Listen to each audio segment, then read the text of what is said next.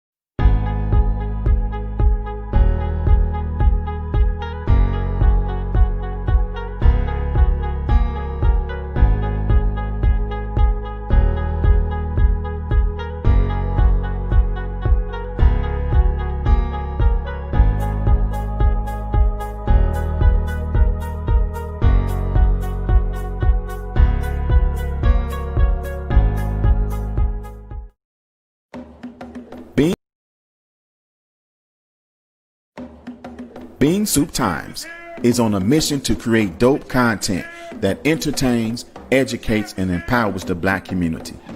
We keep our ear to the ground, we ask, we report to you. We help Black people to share their message. We promote real dialogue. We provide a platform to help give voice to the voiceless. We educate you on how to shop smart. Our passion is to inform you about Black events, businesses, organizations, and entertainers. We are Black owned. We are Black Chicago. We are the award-winning Bean Soup Times.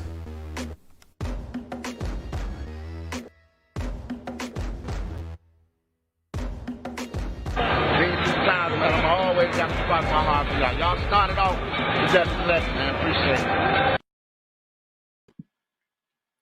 Greetings, my brothers and my sisters. I hope that you are doing well today. Man, it is a wonderful day today.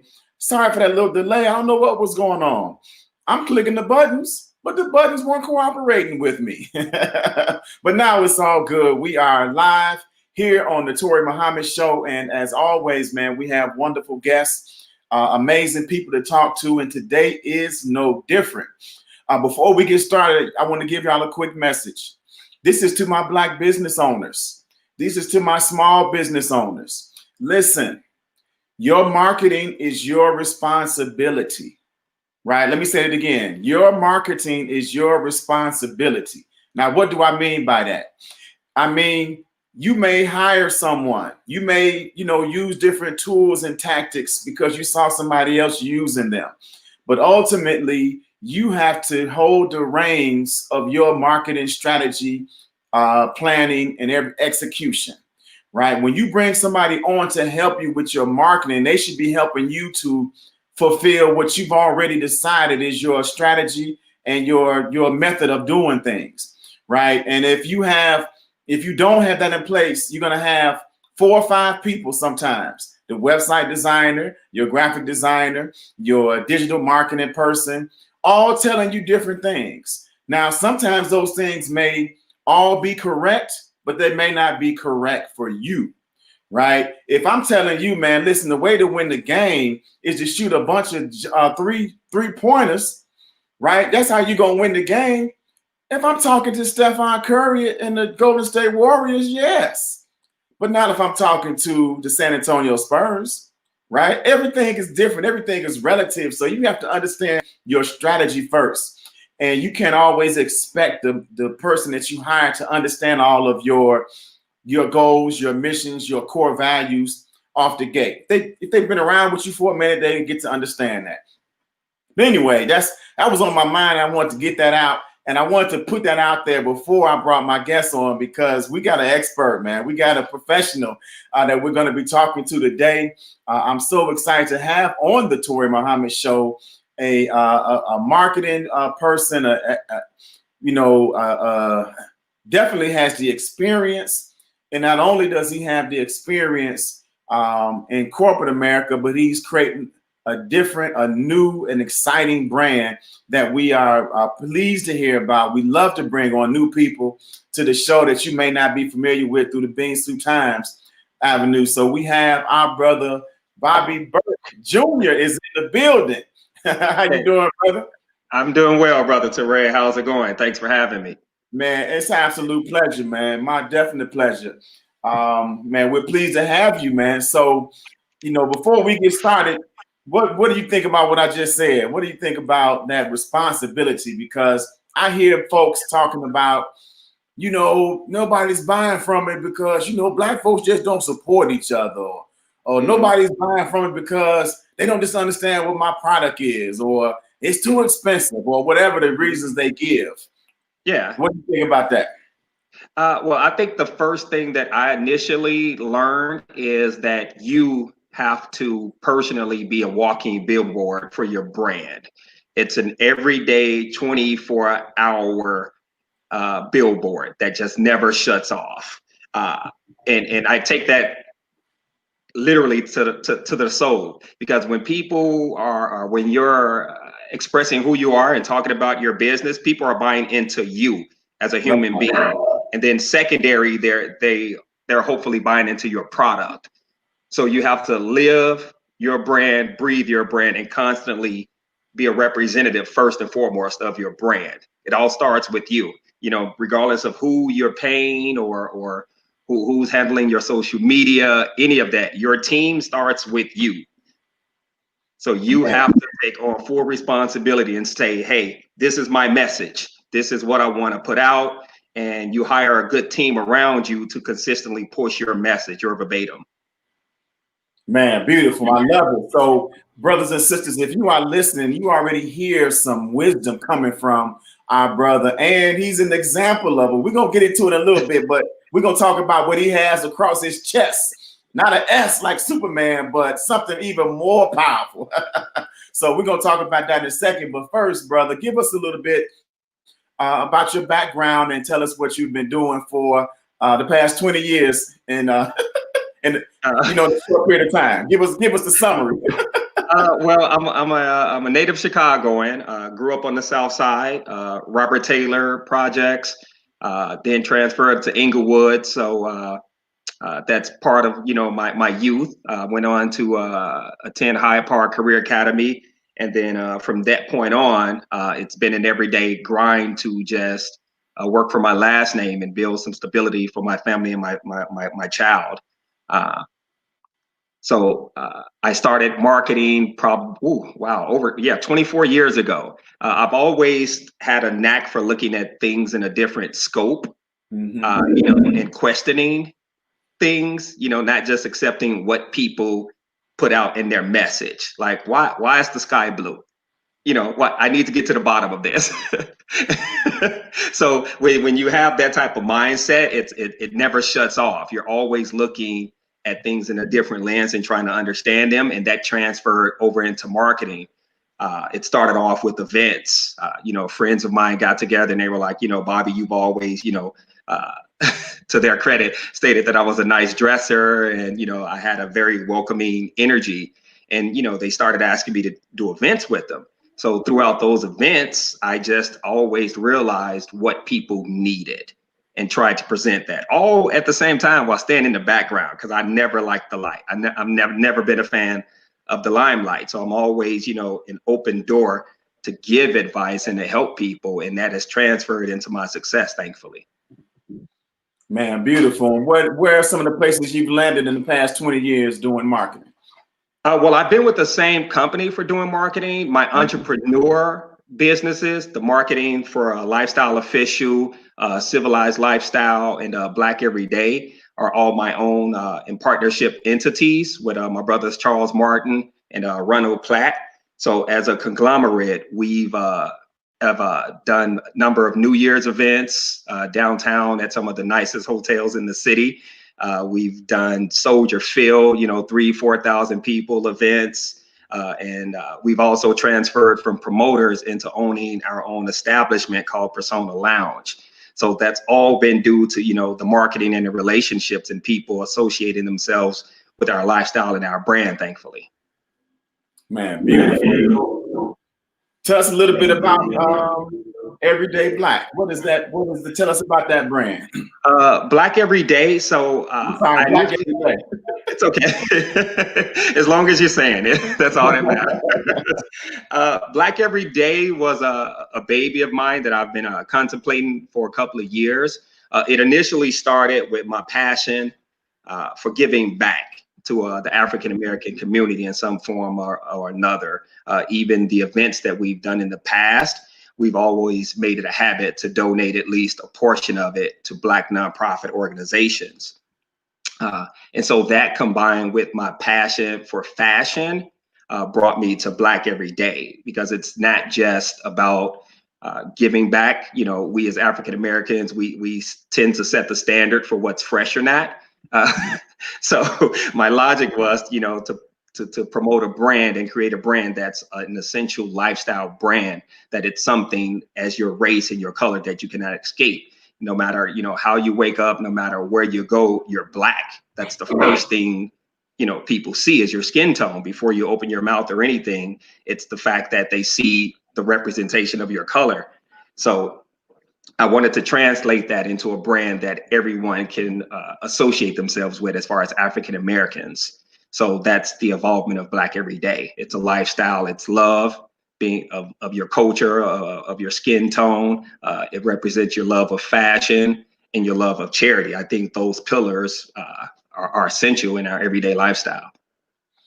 Okay. So what are some of the products that you all have? We make 100% organic cotton sweaters that I'm proud of. So it's not just your run-of-the-mill $5 sweater that I'm selling for $20. I wanted a brand that was lasting, that was of quality. We started off with rain jackets that were different. People gravitated toward those instantly. They sold out. We make T-shirts, skull caps. And coming up next year, we're going to venture more into just everyday lifestyle things as far as coffee mugs, athletic wear, visors, summer editions, things of that nature. Just trying to cover every gamut of fashion. Man, that's amazing. And talk a little bit more about, because you mentioned it, but it is so incredible that you all have built in a philanthropic component to what you're doing. Mm-hmm. You don't see that a lot with Black businesses, although I do talk to a lot of business owners, and that's their goal, right? They want to be able to give back to the community, and you often hear people talk about what they are going to do once they hit a certain plateau in revenue, right? Mm-hmm. But you built that into the business. Talk a little bit about, why that was important. Well, when you're giving back, it's not so much about the monetary support, because if you're in a nonprofit organization, from their standpoint, every little bit helps. Every penny, every nickel, every dime. It's one of those situations where it's not too little, not too much. So if you understand that and you accept that logic, it helps you. Because with my work with 100 Black Men, I'm a proud member of 100 Black Men of Chicago, they teach you that to humble yourself and know that it's not about you. It's literally not about you. It's about giving back. And so when you accept that and humble yourself and say, hey, this is what I'm going to do. This is one of my pillars. It's not, oh, I'm going to start doing this when I'm rich. That just doesn't make sense to me. It's something that you have to adapt into your everyday lifestyle. So if I donate $500 or I behind the scenes cut a check for $200, the foundations that I've contributed to, they show me on the regular how much they appreciate that. And it's not something that I just randomly think about doing. It's every day. So, you know, if there's food drives, or I see an Instagram post about somebody needing, you know, $200-300 to support a family, that it's a no given that, hey, I like this. I need to be a part of this. I need to contribute to this. Man, I love it. Brand. Blaqeeveryday. So that's beautiful. It's a lifestyle. It's a lifestyle. So you doing something a little bit different. You're gonna also be looking for some small businesses also to support. Yes, definitely. Down the line, right now we're just in this situation based off of where nonprofits at, because everyone, of course, you know, unfortunately, they're out of work. So with that being said, we're trying to focus more on the nonprofits who are still only relying on donations to help them in their everyday business. Man, that's beautiful. And you know, you mentioned, of course, early on. So I got to give a shout out to the 63rd Street. I was on the other end. I went to Lindblom High School. Oh wow! Yeah, I grew up in South Shore. So you know, I spent plenty of time coming from, you know, Damon to Stony, and then hanging out a little bit in Hyde Park. Yeah. One of my first jobs was on the South Side, you know, in the South Shore area. Yeah, I lived over east for a short time, as they call it, Terror Town. Fortunately, on 70, what's that? 71st off Yates, 79th Stony Island, all over in that neighborhood. My actual first job was working. I don't know if you remember that there used to be a McDonald's on Yates. Oh, absolutely. Yeah, that was my first job as a teenager. Yeah. I think they rebuilt it. I think it's still over there. Oh, probably so. I haven't been over there in a while. Yes, sir. Yeah, that's what's up. I grew up on 78th and Exchange. Oh, wow. There's a right by the railroad tracks. Exactly. Yeah. I used to hop that train, the metro train, and go to Hyde Park when I was going to Lewisworth. Well, I was slick, boy. I knew how to time it just right so I could miss the conductor and get on that train for free. Act like I had some money at school. We all did. Yep, absolutely. So, man, so this little bit, just talk a little bit more about how the pandemic has been affecting you all. I know it seems to me that fashion is still very important. At times now, even more so, because you know, I'm more aware of how much I rotate clothes now, not because of somebody saw them once a month or once every 2 months, but now because, man, that what it's online already. like my clothes have, you want to have a one lifestyle now, lifespan, because you're on camera with it for the whole. I think what people take into consideration still are those brief moments where we're able to get outside. Right. So we say, hey, once I step out this door, I'm gonna be fresh. Man, I'm gonna be fresh. So yeah, I mean, and what's interesting is I launched a brand back in October, and we had just really did a super huge launch at a day party we were having at Soldiers Field for All-Star Weekend. Over 4,000 people attended. So it was a tremendously successful event on both ends. And the pandemic hit. So at first, you know, for the first probably 2 to 3 months, things scaled back. But then I think as people settled in and got and adapted to the situation they were in, they conformed to a lifestyle and was like, okay, looks like I'll pull through this. So let me, in some form of fashion, carry on with my everyday life. And so there was like a mild spike upward. And I was like, okay, now let me reinvest in more marketing, a variety of different products, because I see that the scale has changed.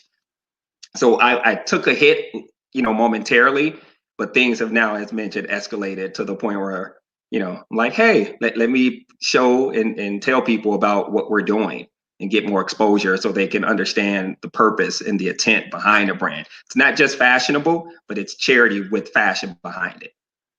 Man, and it's so beautiful when you hear that kind of blending together, right? And not only it makes sense, and it's so important because people buy from people, right? Mm-hmm. We don't buy necessarily from the brand. Once the brand becomes strong, right, then you gravitate towards it. We didn't know who Louis Vuitton was necessarily. We didn't know who Gucci was. But it was already established, right, that these were brands that were credible. But people which have we to made know. credible. That's right. Exactly. And we made credible. Let's emphasize that. Man, emphasize that, man. Don't get me started on that, brother. But I love the trends that are happening now, and I love what you're doing because it reflects how some of our generation. I'm assuming we roughly in the same area. Definitely, 46. You got 20 years experience.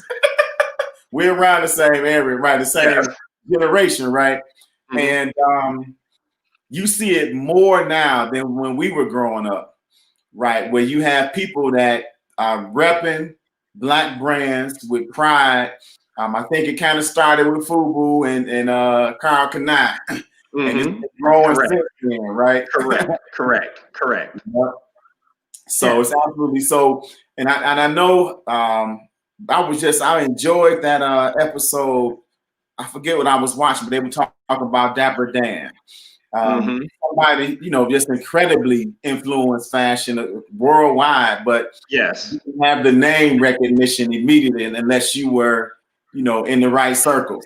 Right, from New York or because, I think primarily Dapper Dan, from what I've read about him, had reached his peak because he was taking Gucci, Louis Vuitton, things that were deemed outside of our price range, and then adapting them to streetwear. So he had a huge cult following back in the, the 70s and 80s with, the Grandmaster Flash rappers, the LL Cool J's, Eric B's, the Big Daddy Kanes. So his respect and his eye was undeniable. The world, I think, over the last 10 years have just really gave him his credit. Right. That's how it is. And so give us a bit about some tips. What are some things that small businesses, I think it's incredibly wonderful that you all are going to be, giving some capital, some assistance to, but then what's also some marketing advice? What can small businesses do to maneuver in times like this? And some of them, quite honestly, were struggling before the pandemic. So there's some principal things they need to understand. Yeah, I think business itself, being an entrepreneur, is a task first off. And I think when people set out to start their own business, they're not completely aware of the dedication that it takes every day to run that business. So I would suggest that whatever the industry you're emerging into, first research it, the pros and the cons, and then I would suggest asking yourself if you have the time and the passion to dedicate toward making that business successful. And thirdly, don't expect overnight success. I think that people tend to say, hey, I see all these other brands doing it. I can just take something and throw it on a shirt or throw it on something and people will gravitate towards it. It's not that simple. I sat back, and before I even contemplated going into fashion, I talked to other guys in the fashion world, the Fashion Geek Zoes, the Dave Jeffs, the Kendall Hearns of Robotic Minds. These guys, like in Sir and Madam, they're a local Hyde Park brand. And I sat down and I had conversations with you guys to get a full understanding of what I was getting myself into, because I know that they have over 20 years of experience with this. So it was, they offered me the ability to lean on them with any questions that I may have. So that goes back to doing your research. And if you're entering into something, lean on someone who already has a business established in a market you're trying to engage into. Man, that's excellent. I love that. Those are some good tips and advice. And man, you know, you hit on some very crucial points. We do oftentimes think, and you know, that's that business that we see that blew up, and we think it's overnight, but we don't take time to really, and it's a wonderful word that I've been hearing people use recently: reverse engineer. Right? We don't reverse engineer to see how they got to where they are. You know, we want to be right where they are immediately and not put in the time and the effort and the work. Right. You know, even if it's that seem to have blown up overnight in terms of that name, when you start studying that business and that owner of that business, they have 4 or 5 different brands that didn't get there. Yeah. Right. They had that experience to go from and build that you hear about that seems to be overnight. Yeah. So what are your thoughts about how important it is for that business to reverse engineer and really understand we don't study. I think that's the point I'm getting to. Talk a little bit about the studying. And that's why I alluded to earlier about first do your research. Research is crucial. It's school all over again. You know, if you're one to become a master at your task, it takes research. You know, you have to understand that you're the grasshopper. I think, you know, you go back and you watch Karate Kid and you get a complete understanding. That's right. And as you mentioned, people take it for granted. You know, they don't see the 3-4 hours of sleep that I get a night because I'm up, you know, wrecking my brain about some new design or how to implement something to a certain extent because I'm a perfectionist. And I'm a firm believer of if I don't believe in it or if I wouldn't wear it, I won't put it out.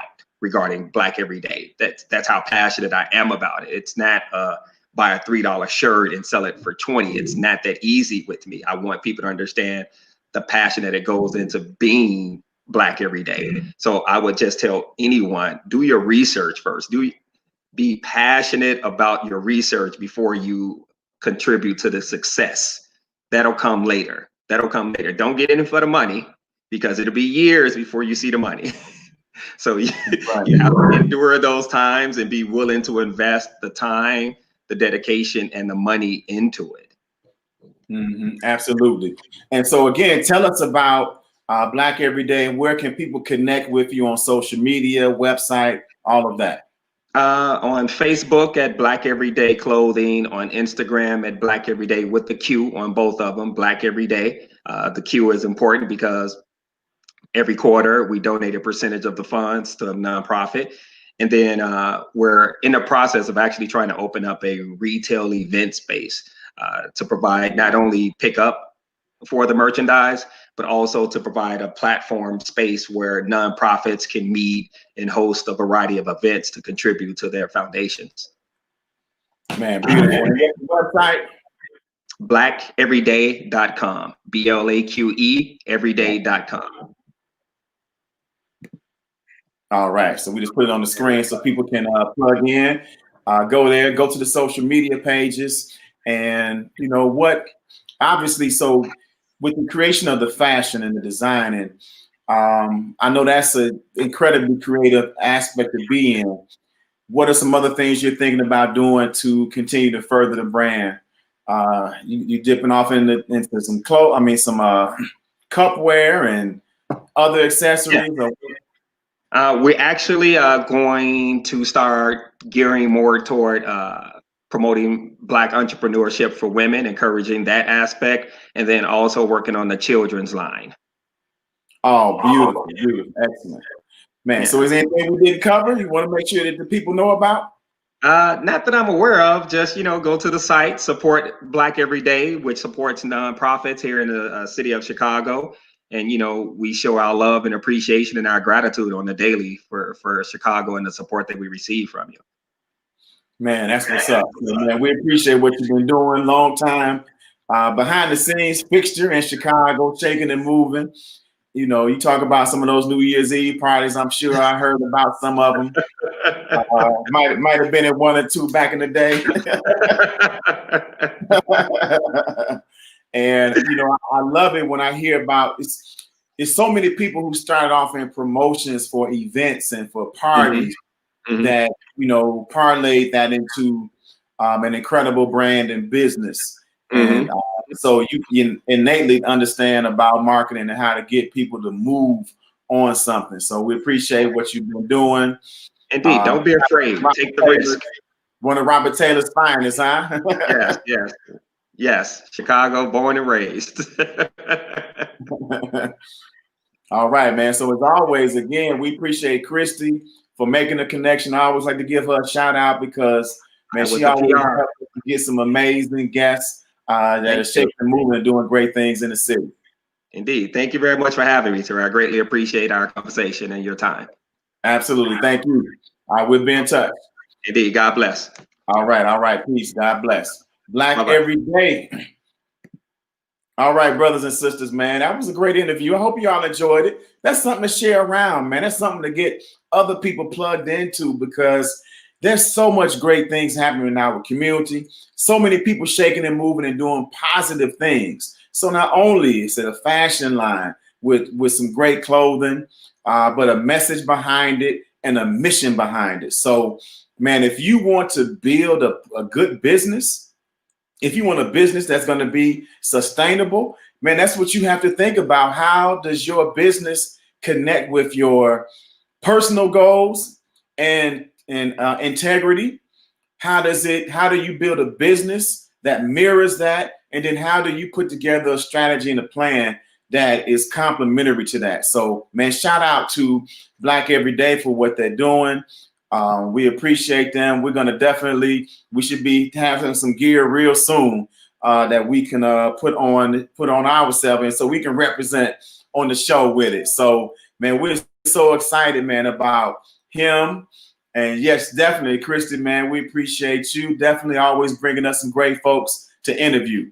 So we're going to close out, but I want to drop off with one special thing before we go. And, you know, it's about that marketing strategy and planning, right? So many of us in business, you know, we have 10, 15 employees, maybe sometimes a little bit less, sometimes maybe more, but we don't have a marketing department. We don't have somebody who can really drive our marketing efforts. So if you're in that position, then we are somebody that can help you, right? The first thing, start off with getting a marketing plan, a marketing strategy. So if you got time, you know, sit down with us, and you should have the time.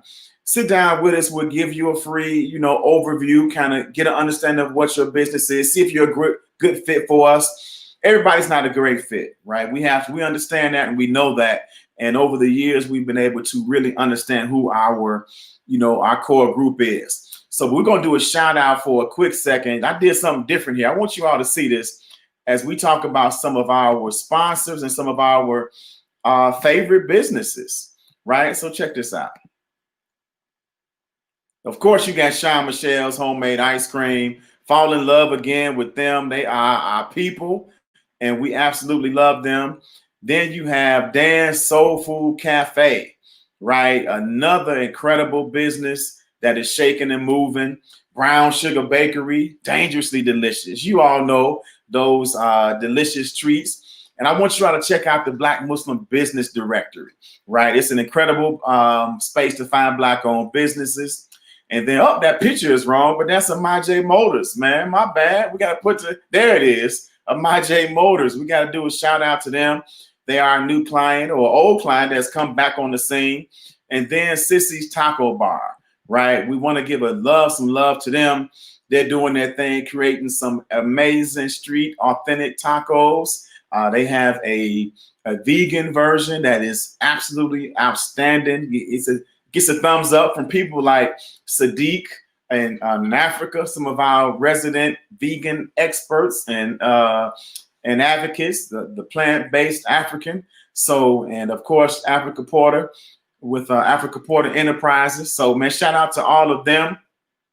And We got one more. We're gonna show you all. We got, you got to watch the Sean commercial. Michelle's homemade ice cream is the only place to go when the ladies crave delicious old-fashioned homemade ice cream. Their vanilla tastes just like Grandma used to make it. With over 35 flavors, all made with the freshest ingredients, Kathy has never had banana pudding ice cream this good. It's homemade ice cream the way you remember, and Sean Michelle's doesn't upset your stomach. Enjoy in-store or take it to go. Sean Michelle's. Fall in love again.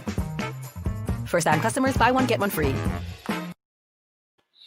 All right, so that's what we at. That's what we doing today. I hope that y'all are doing well. Anybody got some questions in the comment section? Y'all want to give you a shout out or whatever? Definitely put some comments in the comment section. And I want to close out with, I'm gonna try to do this real fast, but I'm gonna give you all a overview, right, of what you're marketing. Again, I'm talking to my business owners. We know the Black Business Matters theme, the helping to promote Black restaurants theme. We always push that. And so I know we have a lot of business owners on that watch the show. And then, of course, you have the people who want to support different Black-owned businesses that watch the show as well. So let me see if I can give you all a quick rundown of kind of what your marketing needs to look like. So, and I'm giving you big picture, right? So number one, if you got to understand that people buy from people that they know, like, and trust when we have a choice, right? That's key right there, because always in our mind, when people give you wisdom sometime or some knowledge, you always think about the exceptions to the rule. We don't have that many Black-owned gas stations, right? It's not that many Black-owned beauty supply stores. So certain things you see people going to in droves because we haven't provided them with the option, right? But again, so don't get it twisted. Understand, it's a fact. People buy from people that they know, like, and trust. And you know who people know, like, and trust? People who are just like them, right? So if you want to get your product or your service out there, if you want to market properly, you have to be the face. You have to be the representative. You have to be the advocate for your business. Now, I get sometimes that people want to be behind the scenes, or I get sometimes that your long-term strategy may be that you want to sell the business, but you still have to figure out how you get to connect with people. Let's take, for example, Wendy's. Wendy's is a old white man, right, who started Wendy's, right? But because he knew that his daughter was more of a person that people may identify with and appreciate, he named it after his daughter. And then a facsimile, I guess, of her image became the face of Wendy's. So still, people buying from Wendy's because, oh, the man made this business for his little daughter. The man made this business for her, right? And I have a daughter too, right? Or I have a dad and I wish my dad did that for me, right? It's still he figured out a way to make that connection. So people buy from people that they know, like, and trust, right? So once you get past that, right? Once you tell your story, once you show your expertise, then the next thing you want to get them to do is to try your product, right? Let's get them something, give them a sample, right? Give them a discount, right? Figure out a way to give a sale, right? To get a new customer in the door who may not have otherwise tried your product, but will try it now. Then after you do that, you want to get that person who tried it to become a long-term repeat customer, right? Then the next goal is to get them to not only be a long-term repeat customer, but to become an advocate for your business, to tell other people about your business, right? So that's a process that you want to put people through. You want to put people through a system, if you will. You want to put them through some, marketers call it a sales funnel, if you will, right? But you want to do certain things very definite. And sometimes with us in business, as we were talking about a little bit earlier with our guests, is that we don't We want everything fast, quick, and in a hurry, right? We want somebody to buy from us before they know us. We want somebody to buy from us before we show them that we are worth their money, before we show them we're credible. I know some businesses you can kind of get away with that. If you got a candy store and you selling candy, right? We just showcase the candy, right?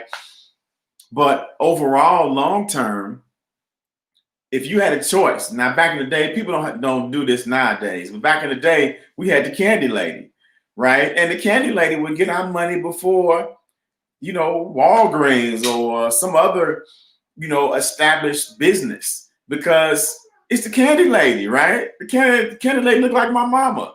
She dressed like my mama. She reminded me of my mama, right? So I'm gonna buy candy from the candy lady, and she gonna look out for me, right? If I'm a penny short, she good.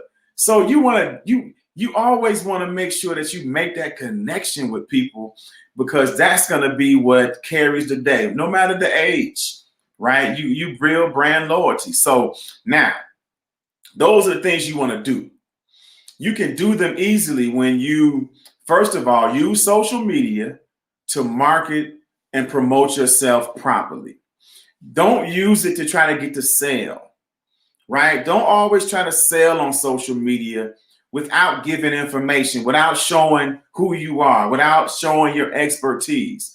Focus on those things first, and then every now and then let them know that you have something to purchase, that you have something to buy, right? And that's after they get to know you, right? Know, like, and trust you. So you use social media for that, use advertising for that, use word of mouth for that, right? And now, once you did them a sale, once you do a promo and you get them to buy from you once, you want to get their contact information.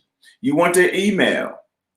You want their phone number, right? And sometimes you can get that before the sale, and you still keep them in that same cycle of sharing information, letting them know who you are. Then once you get them to buy something once, do certain things for them. Let them know they're special now because they tried you once, right? To get them to come back again, right? And then if you get them to come back again and again and again, then that's a person that would be an advocate for you. Now, depending upon the type of business and what you're selling, sometimes you want to get that testimony from the first sale, from the first time they tried it. Other times you can do it over a period of time, right? Like with me, if I have a client I'm working for 3 to 6 months, the testimony in the beginning is okay and it's good, and you need those. But after 6 months, right? After a year, right? I'm going to show you all some testimonies I have. My two of my favorite people is Brown Sugar Bakery and Sean Michelle's Homemade Ice Cream. I've been working with Brown Sugar Bakery for 11 years. I've been working with Sean Michelle's Homemade Ice Cream in different capacities since 98. Boy, we were some children. We was children back then. They've been around since 1998, right? In some form or fashion. So these are things, man, that I want to be able to share with you all, give you all some information. And once you understand certain things about your business, then you can use this kind of sales funnel, right? You can use this process, get a strategy to go along with it.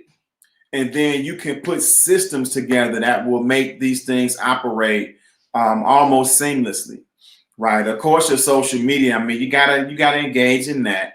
But once you get them an email, a phone number, right, then you can put them into a system, right, and constantly send them information, once a week, once every other week, once a month, depending upon your industry. And then you can build that relationship with them. It's all about relationships. And one of the two or three primary things you want to make sure that you let people know is who you are and what you do, why they should care, and how they can get more of your services. Who you are, what you do, why they should care, and how they can get your services. So we're going to close out with that. Hope y'all having a wonderful day today. And man, let's keep striving and keep pushing, and let's focus on being the best that we can be in our business. Let's strive for excellence, and let's take responsibility for our marketing. And don't forget your publicity. Publicity is a key part of that marketing, right? You want to make sure that you are striving every day to get the word out about your business. This is Toure Muhammad, and you've been on listening to the Toure Muhammad Show.